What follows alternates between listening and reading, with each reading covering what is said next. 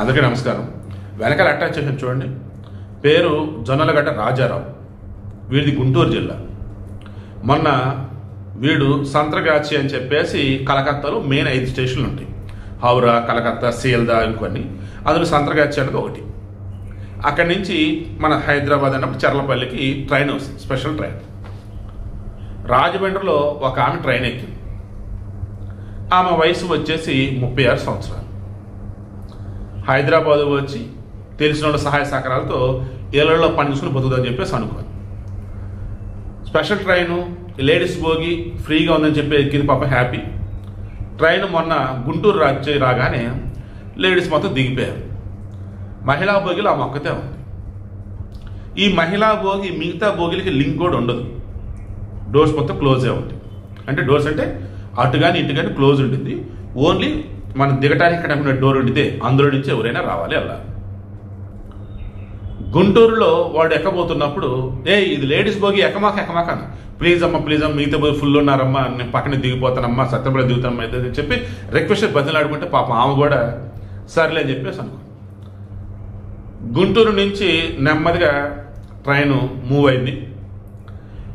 గుంటూరు తర్వాత train ఒకరెక్కడ slow అవుతున్నా, దాన్ని ఏమో లైన్స్ ఏదైనా చేంజ్ అవుతున్నా నల్లపాడు దగ్గర వాడు ఇంకేం చేశాడు, డోర్స్ వేసేసాడు. నల్లపాడులో రైలు ఆగదు కాబట్టి. డోర్లు వేసినప్పుడు ఎందుకు డోర్లు వేస్తున్నా ఉంది, ఖర్చు బెదిరించాడు. ఆగిపోయింది. ఎందుకు నల్లపాడు స్టేషన్ తర్వాత మళ్ళీ పెద్ద స్టేషన్ పెదకూరపాడు. ఎప్పుడైతే కత్తి చూపు బెదిరించాడో పాపం భయపడిపోయింది. డోర్లు వేసేసాడు. ఇక వచ్చి ఆమె దగ్గర ఉన్నటువంటి ఫోన్ తీసుకున్నాడు, 5,600 డబ్బులు తీసుకున్నాడు, ఆమె హ్యాండ్ బ్యాగ్ తీసేసుకున్నాడు. కత్తి చూపు బెదిరిస్తూ ఆమె మీద బలాత్కారం చేశాడు, రేపు చేసేసాడు. ఈలోపు ట్రైను పెదకూరపాడు దగ్గర స్లో అవుతున్న మూమెంట్లో డోర్స్ ఓపెన్ చేసి అక్కడి నుంచి దిగేసి వెళ్ళిపోయాడు. ఆ పక్కన పత్తి చేలు వాటిలో చలకలు నడుచుకొని ట్రాక్లో మొత్తానికి వెళ్ళడం సత్తినపల్లి చేరాడు.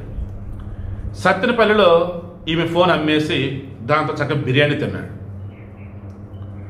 అక్కడి నుంచి గుంటూరు వచ్చాడు, రిటర్న్ ట్రైన్.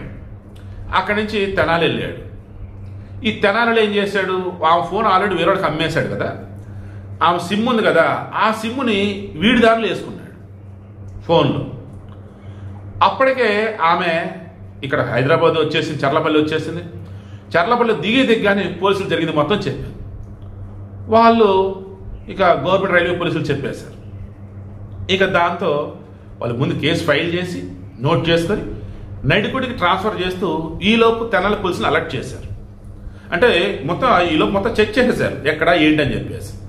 పలానా చోట ఉన్నాడు అనే విషయం అర్థమైపోయింది ఇవి సిగ్నల్ ట్రేస్ చేసినప్పుడు.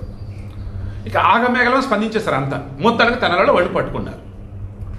పట్టుకున్న తర్వాత విచారిస్తున్నప్పుడు నాకు అనిపించింది కదా, నిజంగా రైల్వే వాళ్ళంత పనికి మాలిన చెత్త, నీచం, లేకి, వరస్ట్గాలు ఇంకెవరు ఉండరనిపిస్తుంది.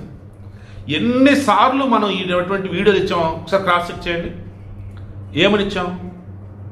ఫస్ట్ థింగ్, ఒక్కొక్క భోగిలో ఒక్కొక్క పోలీసు ఉన్నటువంటి కష్టం కాబట్టి మినిమం 2-3 భోగిలకు ఒక పోలీసు ఉండాలి అనుకున్నాం. ఎందుకు?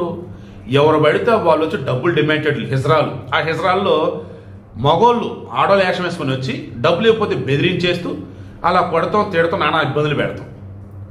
ఇంకా నిజమైన హిజ్రాలు అడుగుతున్నారు, డబ్బులు అడుగుతున్నారు, ఇస్తే సరే, లేదంటే పాపం వెళ్ళిపోతున్నారు వాళ్ళు. సో హిజ్రాల వేషం వచ్చిన మగోళ్ళు చేసే దౌర్జన్యాలు, దారుణాలు అండ్ దొంగతనాలు. ట్రైన్ వచ్చేసి స్లో అవుతున్న మూమెంట్లో బయట చూడకూడదు, పట్టుకెళ్ళిపోతారు, ఏ పడితే గొలుసు లాగేసి దొంగతనాలు చేయడం, ఇలా చెప్పుకుంటూ పోతే ఎన్నో ఘోరాలు జరుగుతాయి.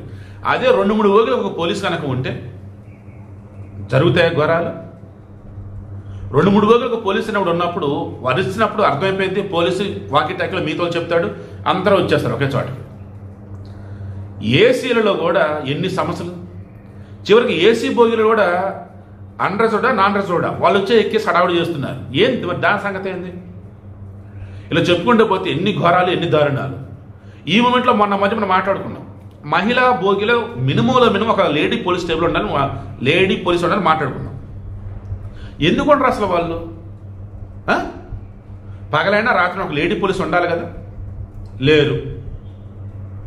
ఆ లేడీ పోలీసులు పెట్టండి రా బాబు అని మొత్తుకున్నాం. మగ పోలీసులు లేడీస్ భోగిలో పెట్టినా కానీ లేని సమస్యలు వస్తే వద్దని చెప్పి అనుకున్నాం. ఎట్లా? దానివల్ల కదా వాడు చేసింది. అన్నింటికి దారుణం తెలుసా? వాడు అదుపులోకి తీసుకుంటే వాడు చెప్పింది షాక్ అయ్యారు పోలీసులు.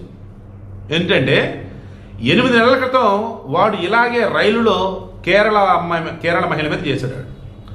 కేరళ నుంచి ట్రైన్ వస్తుంది, సేమ్ ఇదే ఫార్మాట్ ఫాలో అయ్యాడు. మహిళా బోగిలో ఎక్కాడు, ఎవరు లేరు, ఒక్కతే ఉంది, సేమ్ ఇలాగే డోర్ క్లోజ్ చేశాడు, ఆమె మీద రేప్ చేసేసాడు.